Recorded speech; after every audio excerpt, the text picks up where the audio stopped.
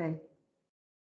Good morning and welcome to the digital meeting of Cabinet held via Microsoft Teams for Wednesday, 21st of July. As you will all be aware, the meeting will be recorded and made available to view via the Council's website. So morning and welcome everyone. Do we have any apologies?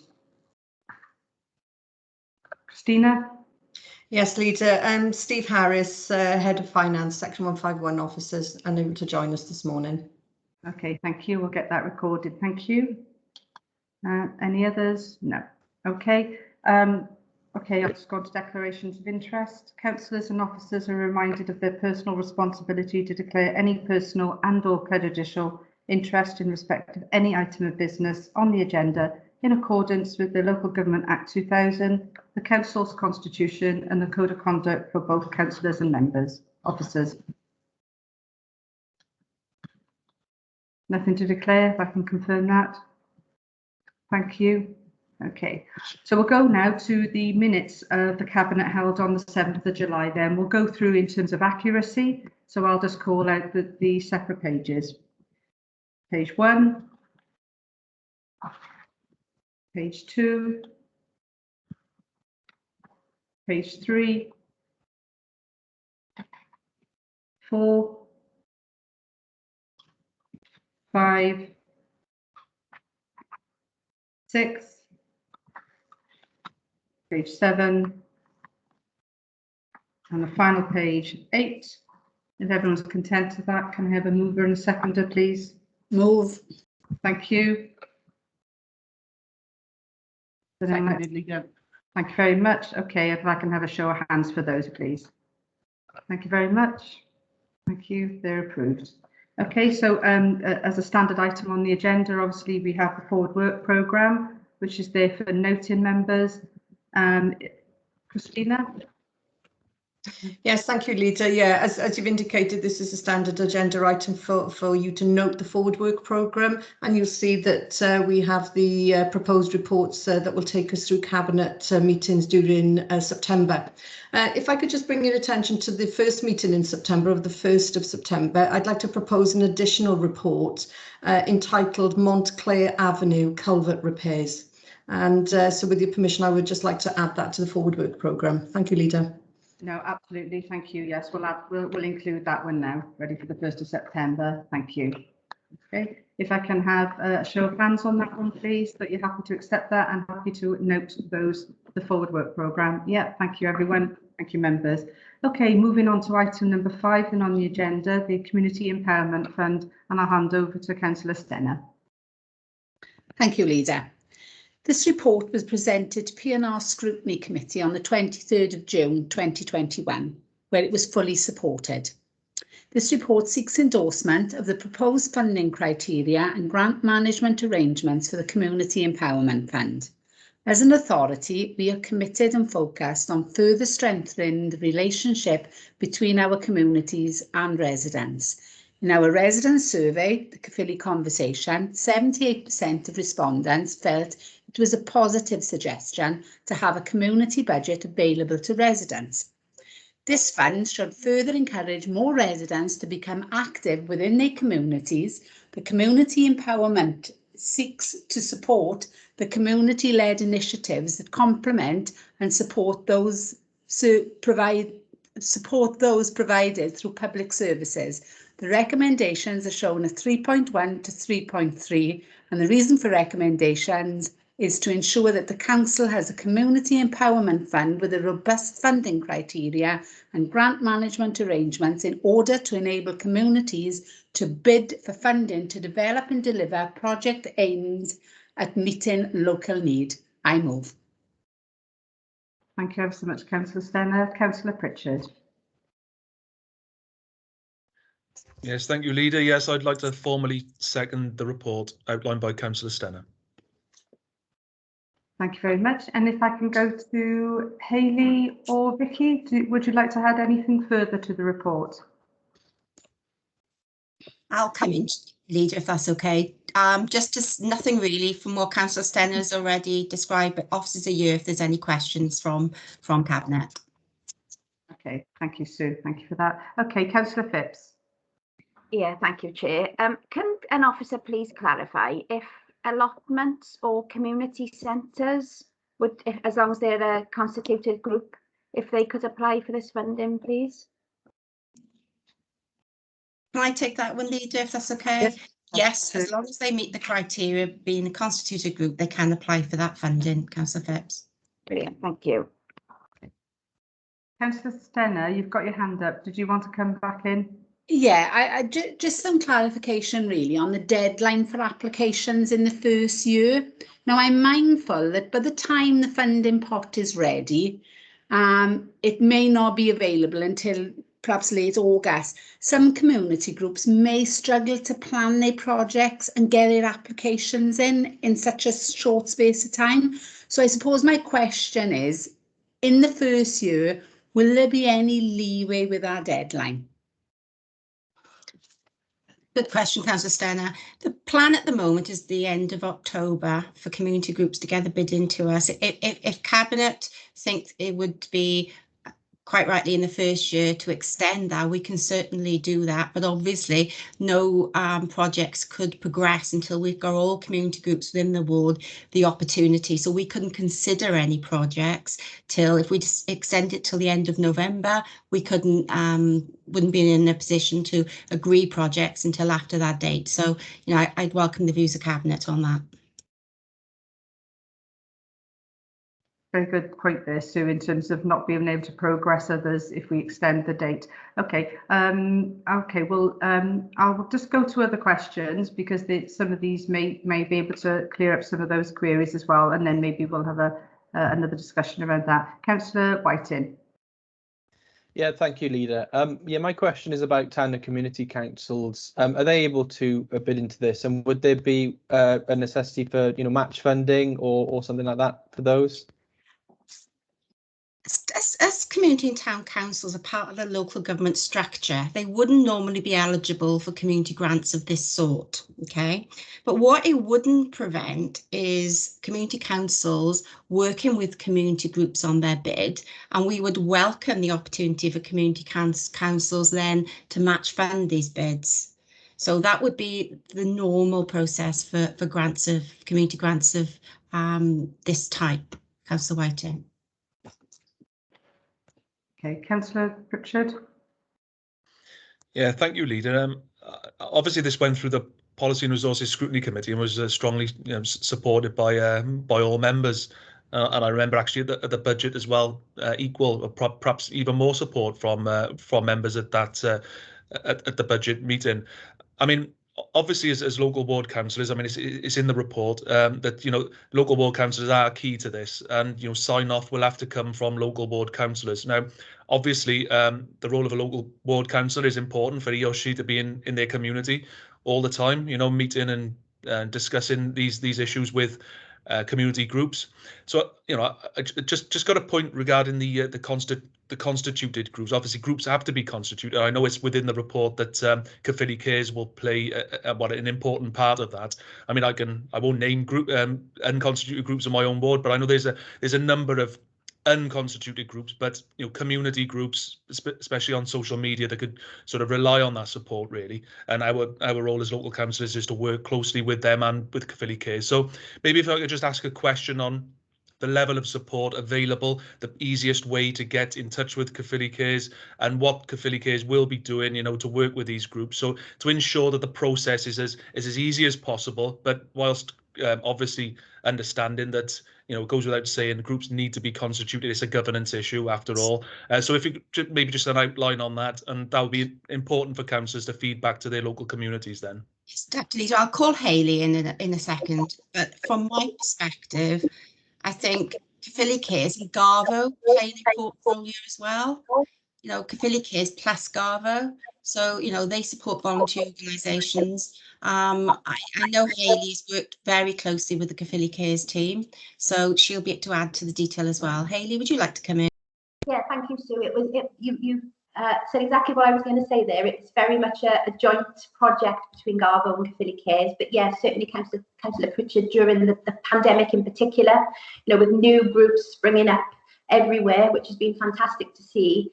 Caerphilly Cares have, you know, over the last 16 months been working very, very closely with a lot of those groups that have sprung up. to help them become more sustainable and long-term more resilient. So, they're very, very well versed in over a number of years. And, this Community Empowerment Fund will very much be a joint project with ourselves and them. Okay, thanks both. Yeah, thanks for that, Hayley. Thanks for that, clarifying that. Councillor Gordon. Yeah, thank you, Chair. Declarations of interest. At 5.9, it says bids for funding from the Community Empowerment Fund must have support in writing from their local elected ward councillors prior to submission, and members must consider any potential conflicts of interest before sponsoring any application. Most councillors are probably chairs or vice chairs of various community centres or groups. How would this, just for clarity on, interest, I mean, it could cause a problem, especially if they're members of more than one group.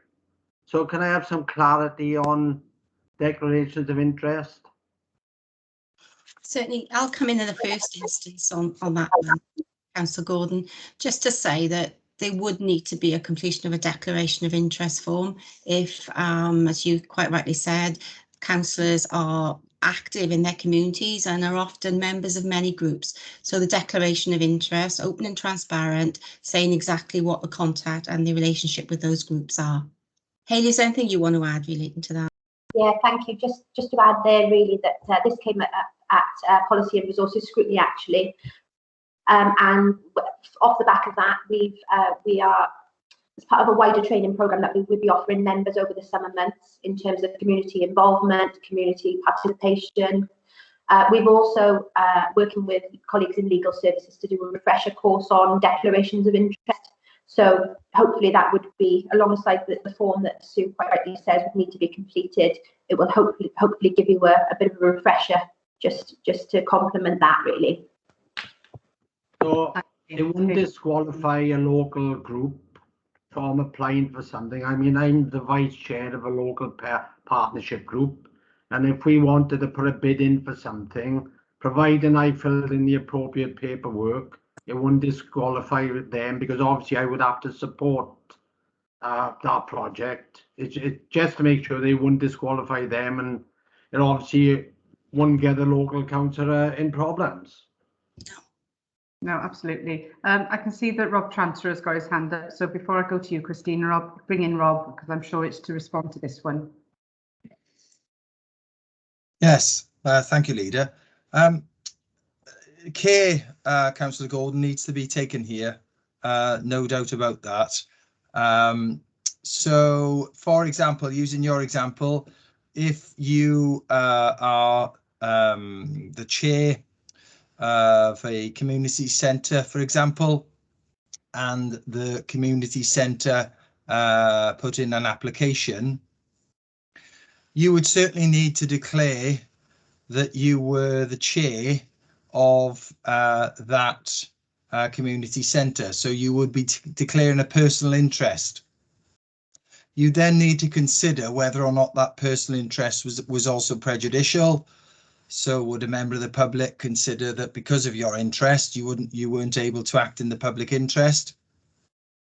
So this needs to be considered very carefully on a case-by-case basis, and I hope sponsoring members will seek my advice come that time, so that I can give some advice and give some guidance. To answer your question, it certainly wouldn't disqualify groups from applying for these grants, but in a given situation, it may be that the local member can merely sponsor the application, but also then declare a personal and a prejudicial interest. And what that means is that the local member should have no involvement in trying to influence the decision. If it's merely sponsoring the application, then perhaps that's not, although it's a moot point, influencing the final decision. So we need to be careful here with this, and we need to consider members' interests on a case by case basis. Thanks. Thank you ever so much, Rob. Christina. Yeah, thank you, Lita. If I can just sort of capture a few points here, really, in terms of, you know, where this sort of fits strategically. And as you're aware, this is a really important element of our overarching Team Caerphilly transformation programme. This really does capture the relationship that we want to develop and enhance with our communities, and to empower and enable them to deliver those projects that are of that local importance to them. You know, this also cements the role, as the Deputy Leader has already outlined, cements the role all of our councillors as community leaders. You know, they absolutely know what's important to their communities, and this provides a really valuable tool to knowing what's important, to actually delivering what's important. And where do we fit in as a council? Well, we fit in with an overarching approach to this, because, as you know, we deliver many services each and every day, but we can't get down to that macro level in the communities. So, and this is where this fits. Another important element that the team will also offer as well is, for example, the UK government have recently announced a very similar scheme, albeit at a national level. And what the officers will do will actually triage community groups that, you know, make themselves known to us, and we will actually direct them into the other areas of the pots of money that we know are available, to make sure that we're able to, you know, permeate this initiative right the way through the county borough. So I'm really excited about this. I think we're going to start to see our communities really come alive with this. We've got lots of active community groups. As has already been described, you know, we have to tread carefully. There's governance that we have to, you know, work our way through, and quite rightly so, because this is public money. And you know, overall, great initiative. You know, I want to thank the officers for the work that they've done to actually bring this to the table today, because, as I'm sure you'll appreciate, there's a lot of hard work that has gone into this, and will continue to do so, because I know the administration of this scheme isn't going to be easy by any means, but the team are up for it, and we're ready to go, Leader. Thank you very much. No, and just to add to that, I suppose from my perspective, the kernels of the conversation that we had about this Community Empowerment Fund, I think was almost a year ago, where we started to talk about this and how we could actually bring this to fruition. You know, how could we empower our communities to make difference in their communities, to have that sense of ownership and pride in our place. And I think, you know, from that, you know, maybe a planting area, it all started on the back of a conversation, Christina, if you remember, you, me and Sean talking about how can we move this forward? How can we empower people in the communities? And, you know, and I want to say thank you to all the officers as well, because I think where this has gone and how this has come to fruition is fantastic, because it is actually dovetailed on the back of the Caerphilly Cares. Absolutely, they all come together, and they offer us an opportunity to make a difference in our community. So, you know, I want to say again, you know, put on record my thanks for that, because I know this has been quite a difficult journey, you know, because of the constitution we need to have around this, and we need that strong governance, because as it's just been said, this is public money. We need to ensure that it goes to the right places and people have access to it, but it has to be done properly. So I'm really excited by it, and, you know, and I think it can make all the difference in our communities. Okay, Hayley, did you want to come in on the back of what Christina has just said? Yeah, thank you, Leader. A very brief point, really, just to say that, you know, Councillor Stenner alluded at the beginning of the discussion around this coming off the back of the Caerphilly conversation. In 5.8 of the report, we've listed what the funding criteria are, and those 8 criteria are also completely off the back of what the public told us was important to them in terms of what that community fund might look like. So just really to reiterate that, you know, we're almost coming full circle in that the community have told us that they would like this fund, and the community have also told us how they would like to spend the money, and we've responded as a result. So it is a very exciting project, as Christina just said, and one that we'd like to make very visual. We've got grand plans of doing, you know, an interactive map on our website where we can plot all the projects out, and then we can encourage our communities to become more involved so they can see where the projects are. So it's the start of a really exciting journey, I think. Thank you. Thanks, Hayley. You're absolutely right. You know, in that conversation, as you said, you know, with our communities has made all that difference. So again, the money is going where we need to spend it, you know, and that's important, isn't it? So yeah, here's to those applications coming in. And again, as you say, around the governance, it's important that we make sure that that's right and proper and open and transparent. But the fact that we could be actually, you know, highlighting that, and as you say, having a very visual impact is really, really good. So fantastic. Okay. Okay. Jamie, did you want to come back in? Sorry, Councillor Pritchard, did you want to come back in? Yeah, thanks, Leader. Just to re-emphasise some of the points that Hayley and Christina made, really. I think just to add onto a bit of this, you know, the name is in the title, Community Empowerment Fund. I mean, the council, this council and any other council will soon be criticised, and sometimes justifiably, for enforcing something onto the community without engaging with them. Now, this, as I see, it's the community taking ownership of their local area and telling us as the council, this is what we'd like to do. And also it's about the long-term thing as well, you know, because people can gain a lot of experience, a lot of knowledge and a lot of skills by putting in various bids, and who knows, in the future you could have people moving into employment in that sort of industry because you've gained the experience by putting in a bit of hard work. You know, it's not an easy situation. We just talked about the governance situation now. But I think the long term could be, you know, better job prospects for members of the community by getting involved with things like this as well. So, and it's very much, you know, a bottom up kind of approach, which I think is, you know, is vitally important. So, you know, as I said, you know, before, it's gone through the various channels, and I'm literally very excited to get some meat on the bones in terms of my own ward, you know, to actually get something underway. But no, just want to finish by saying, you know, I think it's a very good thing what we're doing, and you know, I'm looking forward to getting started. Thanks, Councillor Pritchard. Councillor Stenner. Yeah, just to come in, because I did raise the question about the deadline for applications, but taking on board what has been stated here about the flexibility of the deadline, I think that in the first year it's going to be imperative for us as councillors to push this fund within our communities. So, you know, the deadline is going to be the 31st of October, so we will push it to ensure that our community groups don't lose out.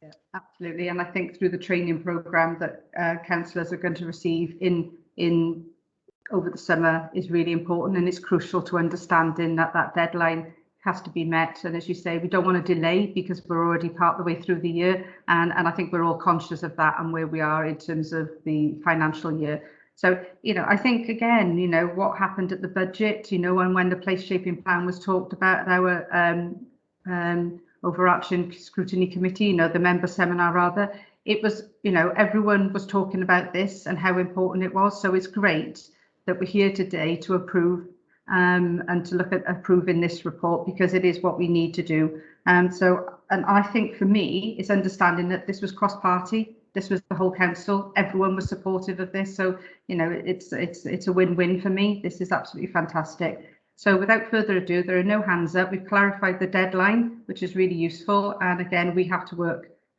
with everyone, all members, to ensure that communities get that in by the deadline. So I think we're ready to go to the vote. And thank you, officers, for your time.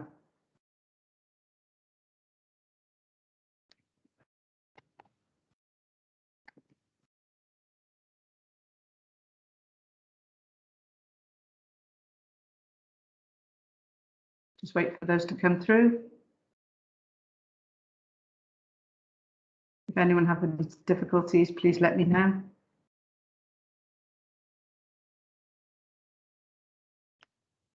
I don't know whether anyone's seen. Councillor Cook? Yeah, sorry, Leader, massive problems. I can't see anything. I'm voting for, though. Thank you. If that can be recorded. That's it. Thank you. That's all of them then. That's unanimous. Thank you, everyone. And on to the next report, which is the Inclusion Compendium. Councillor Whiting? Yeah, thank you, Leader. I'm very pleased this morning to introduce a move that Cabinet endorsed the Inclusion Compendium, a key set of documents that I believe will prove invaluable to all of our head teachers, teachers and school staff, partners, parents, pupils, elected members and all other stakeholders. The compendium contains an inclusion strategy, in addition to a range of standalone guidance and documentation, which underpins this ambitious strategy. As a whole, it's designed for use by schools, parents, governors, councillors and partners to help implement and gain a firm understanding of its underlying principles. As members will see, it's a very comprehensive but extremely useful and important set of practical documentation. So what is an inclusion strategy? Cabinet will be aware that previously the inclusion strategy started its life as an exclusion strategy with the aim of addressing exclusions in our schools. However, it was felt that a much better emphasis would be to think of how we can better support inclusion so that exclusions are only used where they're absolutely necessary. There are some very well-known negative effects of exclusion. We know that children and young people who are excluded can sometimes descend into a vicious cycle of circumstances and behaviours. More importantly, they don't always receive the support they need to address any underlying issues they have, which caused their exclusion in the first place. So this strategy is very much about shifting the focus onto how to include children and ensure fair access to good education. This involves a stronger focus on well-being and health and underlying diversity. It also includes building relationships with partners such as schools, the youth service, EAS, education welfare services, social services, and others to ensure that any issues that might develop are identified early and support provided before problems develop. One member of the Education Scrutiny Committee asked the question of how we'll monitor the impact of this strategy. It's an excellent point, and we need to know this strategy is generating the intended benefits for our children and young people. And so that's why monitoring and self-evaluation is built into the strategy and the compendium, and to ensure good data can be gathered and evaluated effectively. The compendium is also a living document and will evolve and develop over time in tandem with this evaluation and monitoring of what works best and what can be improved.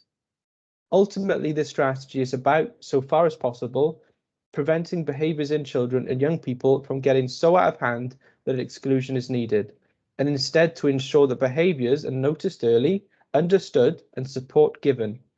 This also means working with partners to address any underlying circumstances outside of school that has negative impacts on well-being. I would like to express my deep thanks to Sarah Ellis and her team for all of the fantastic and crucial work they've done on this over many months, and how they've placed children at the heart of their considerations. And I think going through the document, you can see that's very clearly the case. In developing this report and the compendium, as Cabinet will see, the list of consultees is long and broad, including partners from several departments, external partners, and of course school communities and young people themselves. The Inclusion Compendium was considered and received positively at the Education Scrutiny Committee on the 29th of June, and a summary of the comments received can be found under 10.2 to 10.5 of the covering report. I'm therefore more than happy to move the recommendation contained in the covering report under 3.1 that Cabinet endorse the Inclusion Compendium for the reasons I've outlined and those expressed in the report. I believe once this has been seconded, Sarah Ellis may wish to make a presentation. Thank you. Thank you, Councillor Whiting. Councillor Pritchard. Oh, sorry, Councillor Gordon. Thank you, Chair. I'm happy to second the recommendations at 3.1. Thank you. And if I could bring Sarah in, please. Thank you very much, Leader. Good morning, everyone. I'm happy to do a brief presentation should you wish me to, although Councillor Whiting, having heard this many times now, has done a fantastic job of talking you through a broad outline of where we are. So happy to go with a brief presentation if you would like, or to take questions. I would really appreciate having a small presentation, Sarah, because I think we need to highlight the great work that's been done in bringing this inclusion compendium together. So yes, we would love that. Okay, so fingers crossed that the IT works. Can everybody see that? Yeah, that's great. Thanks, Sarah. Okay. Apologies, I'm on a full screen view, so if I look as if I'm not watching everyone, it's because I'm looking at the presentation. So I thought it would be helpful to give you an outline of why we have done what we've done. It's always really important, of course, that we review practice in the local authority, that we consider what we do well, what we would like to improve, and how that aligns with our ambition for children and young people. And we hear a lot about the ambition that we have as a local authority for our children and young people. So the period of time in the last 12 to 18 months has given us a really excellent opportunity to review all the existing policies and practices that fall into this area. What we recognised is that we had many, and it made sense to bring those together, to align those and to be able to work with... Out of my way, because you're on camera. To be able to, sorry, to be able to Sorry, my fault. I realised I'm not on mute. Apologies. That's okay. To be able to work with schools with a much more coherent approach, keeping in mind the direction of travel of Welsh Government, so the ALN Act embedding, the focus on wellbeing and supporting schools around mental health, and also obviously the development of the new curriculum. So we wanted to work on something that would really put wellbeing and safe relationships with adults at the heart of everything that we do in the local authority within this area of work and with schools. We wanted to make sure that we were recognising and building on the existing working relationships between the LA and schools that we know are so important, are already very well established, and really focusing that collegiate approach so that we're working together. We also want obviously to build on good practice and recognise that there is excellent practice that exists across our schools, and to be able to share that with other schools and with our colleagues in the local authority. As Councillor Whiting said, we do want to target exclusions because we know that children and young people who are out of school have a significant impact in terms of their outcomes, and so that is a really important focus, but within a broader context of making sure that we're focusing on wellbeing and inclusion. And of course, understanding the direction of travel of Estin and the focus that they have in terms of understanding what works for children and young people and what is considered to be excellent practice. So consideration of all of those things in moving this forward. So what did we do? We decided to focus on a whole range of documents that would form part of a whole. And again, as Councillor Whiting outlined, these can be seen in isolation or as part of a group, a compendium. The inclusion strategy at the centre provides us with our philosophy and our principles and our expectations. And all the other documents are very much working documents there to support understanding, to support evaluation and to provide guidance and information. So as an example, you will have seen that we have developed information leaflets for parents and carers and information leaflets for children and young people. And in considering that, what we're recognising, of course, is that we have to be clear about our audience. Not all children and young people can access the same sort of information. Not all parents and carers can access the same sort of information. So we worked with colleagues from Trinity Fields, we worked with colleagues from the Visual Impairment Service to enable us to pull together a range of information that would be accessible for those groups and provide them with clarity about the approaches that the LA and the schools were taking. Similarly, we produced an executive summary which we consulted on with colleagues across Governor Network. We also have produced very extensive toolkit to support schools embedding this approach in terms of wellbeing and relationships, being mindful of that question that we often have around, so what do we do then? We understand the principle, we understand the philosophy, we all have high ambition, but we actually know what we want to know is, what do we do? So our wellbeing and relationship toolkit is an evolving set of information that will be there to support schools in embedding and thinking about interventions that they can put in place for children and young people. Councillor Whiting talked about self-evaluation. It's really critical as a local authority, as officers, as schools, that we evaluate the impact of what we're doing and answer that so what question. So what difference does it make? There might be a lot of activity, but if it's not making any difference for children and young people, we need to understand that. We need to think about why not, and we need to change our approach. So there's a very comprehensive self-evaluation tool for schools. And then exclusion guidance. We wanted to be really clear that this was only one element. Again, as Councillor Whiting said, really shift the focus away from children being excluded, but to think about this as part of a much bigger picture in terms of focusing on how children would be included in school, even when there are challenges, but really being really clear nonetheless about our expectations of engagement with head teachers where exclusions occur. So that's really clearly set out in that part of the compendium. Important to tell you that a lot of work has gone on in terms of producing this information. This has not just been done by officers within my teams. There's been work with Parent Partnership, there's been work with Children and Young People, there's been work with a Governor Network, there's been extensive work with secondary and primary heads, as you can see from the consultation list, and that hasn't just involved giving them information and saying to them, what do you think? It's been about working with groups of head teachers to explore what's required, to think about how information is produced and to think about usefulness of information. It's really important that this is a working document. This is not a set of information that gathers dust on a shelf. It becomes something that supports developing practice. And I think, you know, that's been a real strength of this piece of work and has been absolutely critical. So how are we going to embed this? We're going to work directly with schools and our partners in cluster groups, should you approve this, from autumn 2021.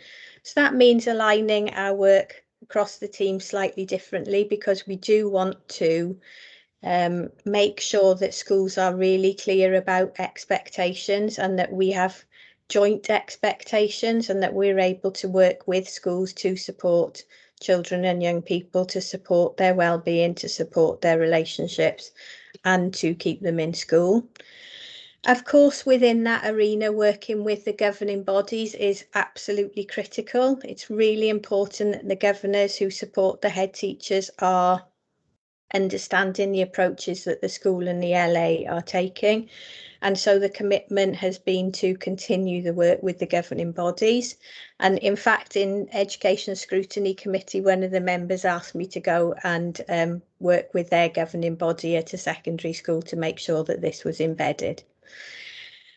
And then impact. What the important question about what difference do we think this is going to make, and how are we going to be able to come back and tell you whether we've made a difference? We're confident that it will support enhanced collaboration. We're confident that it will support appropriate intervention being in place for children and young people, and we'll be able to map that through our self-evaluation. We are focusing on improving well-being and relationships for children and young people. And we do know that, you know, measuring well-being and measuring relationships is not the same way as, you know, measuring exclusion numbers, for example. So we're working thoughtfully to consider how we would know. How would we know that well-being of children and young people was improved? How would we know that relationships were different and were having an impact?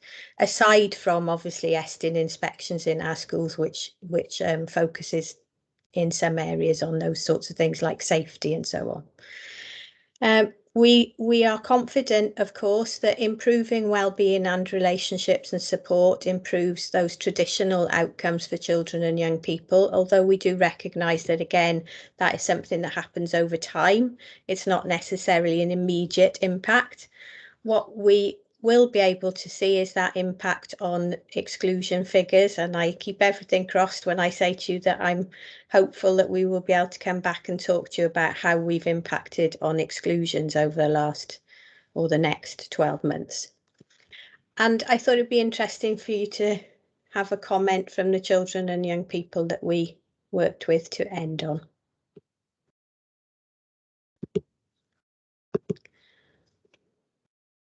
Thank you for listening. Thank you, Sarah. And I think that last thing there is really important, isn't it? Again, that is, yeah, that means a lot.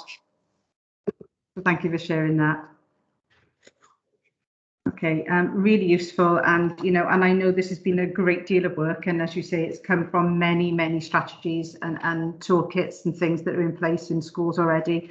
And it to me typifies the amazing work that you've done and as a team to get this to fruition today, because this is something that we want to see, to help our children that are most challenged. Because I think at the end of the day, that's what we're all here for, and we should never ever forget that. And that is our aim goal, is to ensure that they stay in school as best they can and help them on that journey if they're having difficulties. And for me, this encompasses that. It brings it all together. It keeps it in the round. It absolutely focuses in child-centred focus, and I think that's really important, going forward. So I want to say thank you for that, and I think it was really important that you did share that presentation with us. And I love that last bit, that last slide as well. Thank you. Could have made me cry, but I'll try to move on from that. Okay. I just wondered if there were any questions around this. I mean, this is incredibly positive from our perspective, and I think it's all credit to yourselves for bringing this to us today. Councillor Cook. Yeah, thank you, Leader. The presentation is so detailed. It was amazing. I just want to ask a quick question about COVID. And I know the situation is fluid and things change, but how does COVID is involved in this inclusion strategy? Well, we know, don't we, that COVID's had an impact on everything that we've done over the last 18 months in all areas of work. And of course, we have to take that into account when we're thinking about the demands on services. So it's been really important that we recognise the many challenges that schools have faced to now, and the many challenges that they will continue to face, no doubt. But I think in some ways, bringing together our approaches and setting clear expectations, empowering and enabling schools is as good a time as any, therefore, to introduce that sort of concept. And it absolutely aligns with our high ambition for children. So why, in a period of a pandemic, would we lessen our ambition? We know children have been impacted. We know their well-being has been impacted. We know that the adults around them have had significant impact on their well-being. We know that teachers and head teachers are sharing with us the challenge and the struggle over this period. So actually we need to focus our attention very much on supporting, enabling and empowering, and on well-being, as opposed to taking our foot off the gas, I would suggest. I mean, we also know, of course, that Welsh Government are continuing to focus on the delivery of the curriculum, the delivery of the ALN Act, and on well-being in schools. So, this, I would suggest that whilst we need to keep that in our mind, it is an opportune moment to be supporting schools around all these particular areas of work. Thanks, Councillor Cook. That was a really interesting question, because I think it typifies the issues that we're facing at this difficult time. Can I bring Ed in, because I can see his hand has just come up? Yeah, thanks, Leader. I know she'll be embarrassed by this, but you referenced the sheer amount of work that's gone into this. I couldn't let the moment pass without reiterating just how extensive the work that Sarah and her team have been undertaking to bring this before you today. I think the other bit I wanted to touch upon was when we talk about the shift from exclusion to inclusion, it really is it brings to life the whole Team Caerphilly concept, doesn't it? We're not about separating people off. We're about bringing people in, binding people together. And a lot of what we do is based on relationships. And I think what you've seen from Sarah this morning is a compendium that absolutely aligns with that Team Caerphilly ethos. Everybody's a part of the situation. We work together to do the best for all of our learners and all of those affected by the decisions we make. So, first part of that was a big thank you to Sarah. Second part of that was all power to us. This is extending Team Caerphilly even further. So just wanted to say thanks. Cheers. Yeah, and thank you for raising that again. I did think it was very apt that Sarah did the presentation. I think because again it highlights the detail of work that's gone on here, and we can't shy away from that through a very difficult year, as you just talked about in relation to Councillor Cook's question around COVID. It's been a challenging year. It's been a year like no other. From an academic point of view, it has been the most challenging that many of our school communities have faced in a generation. So it's important that again we've carried on working towards this end goal, which again child-centred focus, you know, in ensuring those children can stay in school as best they can and be supported where they can. So thank you very much. Okay, without further ado, we'll go to the vote now. Thank you ever so much, Sarah. And for driving a PowerPoint slide, you know, on live Teams is always challenging.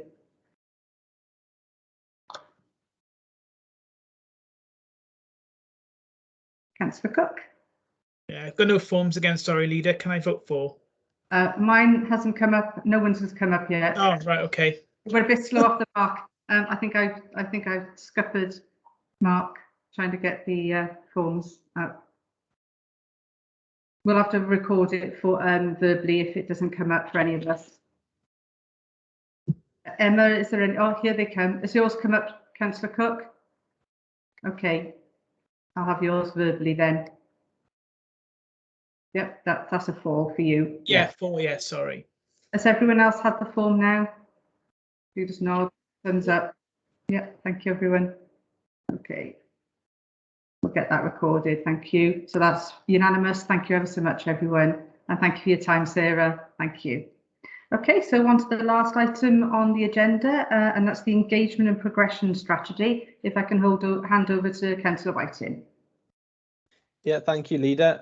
Yeah, this report follows on nicely from the Inclusion Compendium, and the two sets of documents are strongly linked and complement each other in many ways.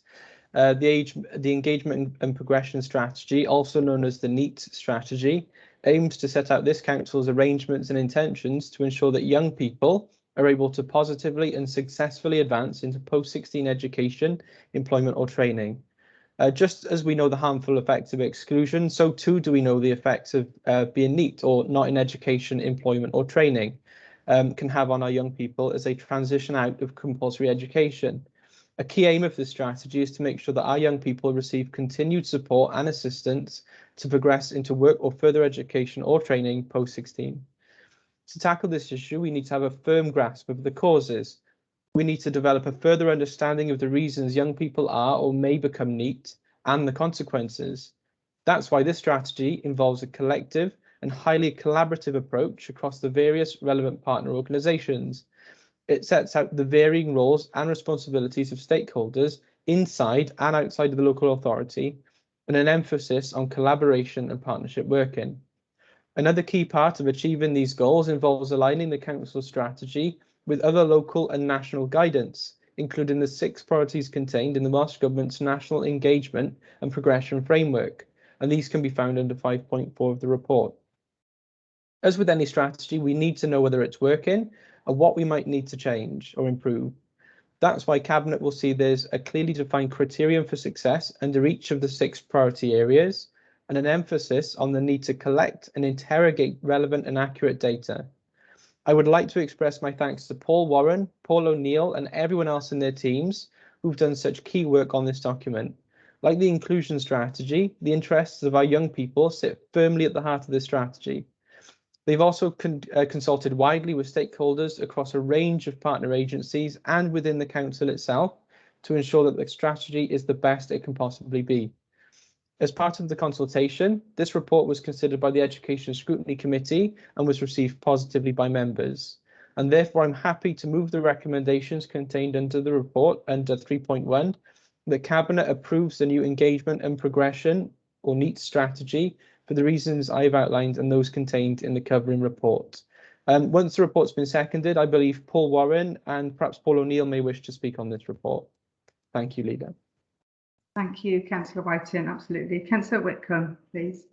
Thank you, Leader, and thank you, Councillor Whiting. Another excellent report. We've had some really good reports this morning. I'm more than happy to second the recommendations as outlined in section 3, and I will be asking a question later. Thank you, Councillor Whitcomb. Okay, which of the polls is going to go first? I'll go first. Okay. Councillor Whiting, you're just too good, honestly, in terms of your introduction. Yeah, it's everything that Councillor Whiting has said is absolutely around the collaborative and the sense of accountability. Our 1.7 score that we had for NEETs last year, although we were happy with it because I think it was our best ever result, it doesn't stop our ambition till we got 0%. okay, and to see that over time. The intention is that you'll see from the document, it's about broadening the ownership around the support for those who are at risk. I'm sure you'll know John Poyner, who is the Engagement and Progression Coordinator, Mr. Neat, and he has great partnerships with lots of different organisations inside and outside the council. But this is an opportunity to reset the partnerships and make sure that the roles and responsibilities are really clear and everyone knows what their job is. I think probably it's fair to say that we've built additional accountability within the strategy this time. So I'm named in there. So it's make sure that there is that golden thread going through that line of accountability. So there's the scrutiny. I'd say there's a flexibility around the strategy as well. We've identified the vulnerabilities, the range of vulnerabilities, and understanding that it is not just one size fits all, that there are going to be different partners are going to have to be involved at different points to make sure the support is absolutely, that pathway to progress and to success is effective. We have looked at sharpening our evaluation, and that's not to say we weren't doing all this already, but like I said, it's a reset. So in terms of our tracking and monitoring through the year, we've increased the level of tracking and monitoring and evaluation of the support we're providing.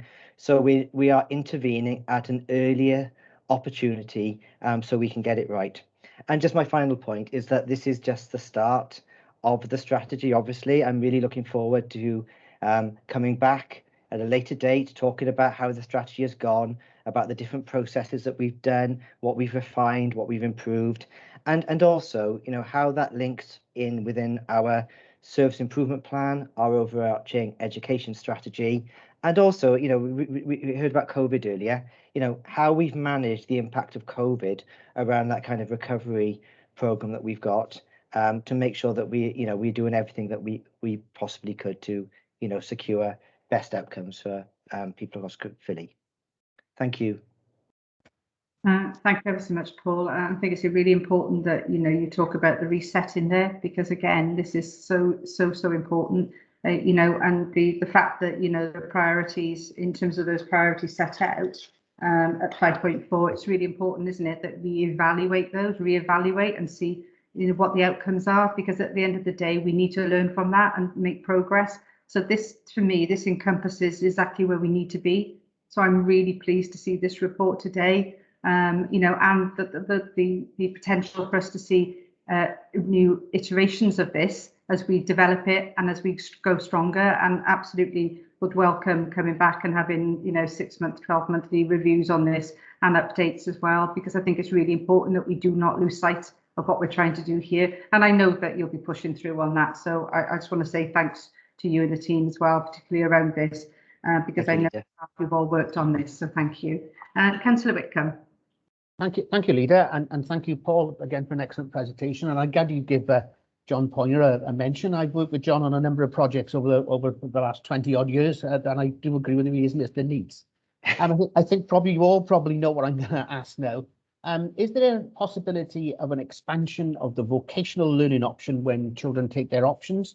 Because at the end of the day, we're not only preparing children for academia, but we're preparing them for the working life.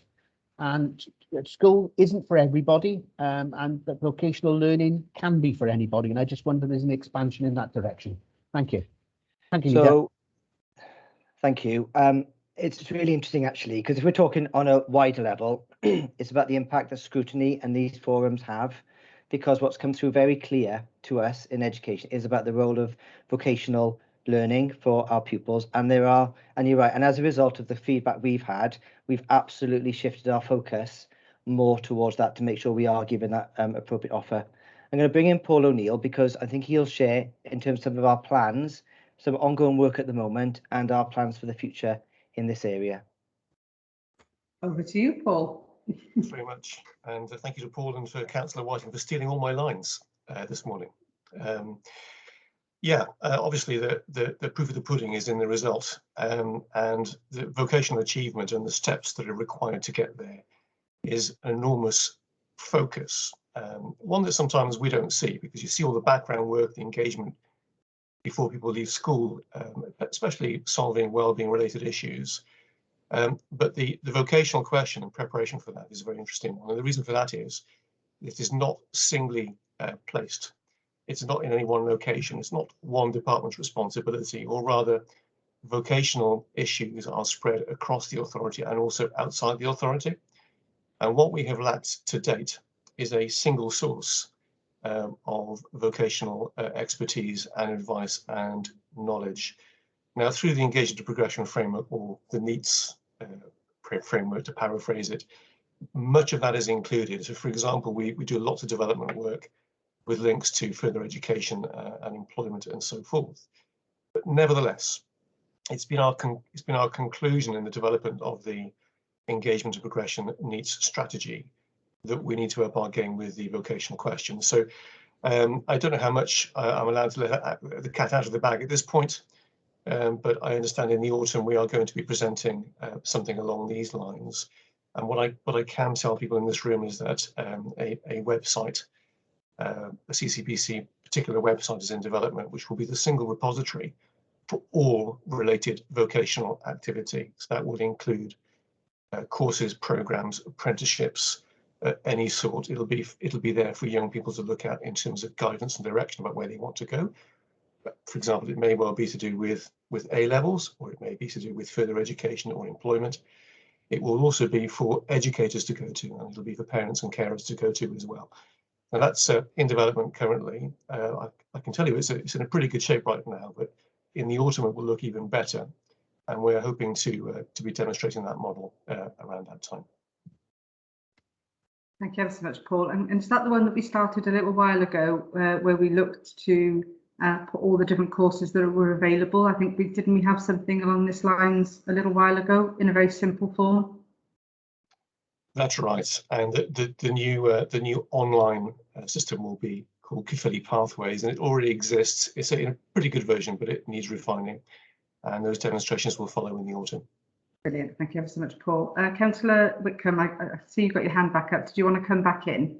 Yeah, sorry, Councillor Pritchard, just to follow up on this, and particularly about the vocational education at an earlier stage, because as the Welsh Government drives its apprenticeship funding towards level 3s and level 4s and higher again, that means there's a gap particularly in BTEC at level 2. So a combination approach of a BTEC in a vocational subject plus a GCSE in English and Maths actually gives that child an educational advantage in seeking employment post 16. It does push them a little bit further forward. And thanks very much, Paul. Thank you, Leader. Thank you, James. Okay, Paul, do you want to come back in on that? You're on mute.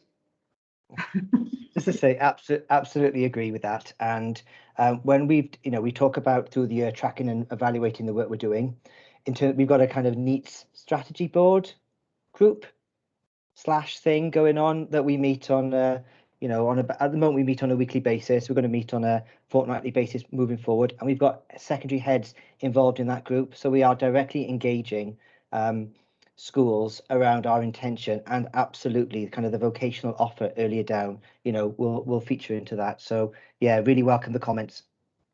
Yeah, no, great. Because those learning pathways are so important to getting the right choices. We were very mindful of that many years ago, that people need to have informed choices, and they needed to be able to work out exactly early doors what their options were, rather than waiting until they got to a certain stage and then it was potentially a backward step. So it's really, really important that we frame it like that. So Councillor Pritchard, did you want to come in? Yeah, thank you, Leader, and thank you, Paul, Warren, and Paul O'Neill, and Ross for that, because I mean, I don't want to sort of ask a question, but I just want to sort of highlight something. I mean, and I use this term loosely, the impact of not doing so. Not having a neat strategy, is just not worth thinking about, because if you think about I mean, myself, I've had periods of not in employment, education, or training, and I can tell you, and many people have across the borough as well. I can tell you, I won't swear, but it's a downright awful experience to go through. So I mean, and we also got to think about long term. Put yourself on mute. Sorry.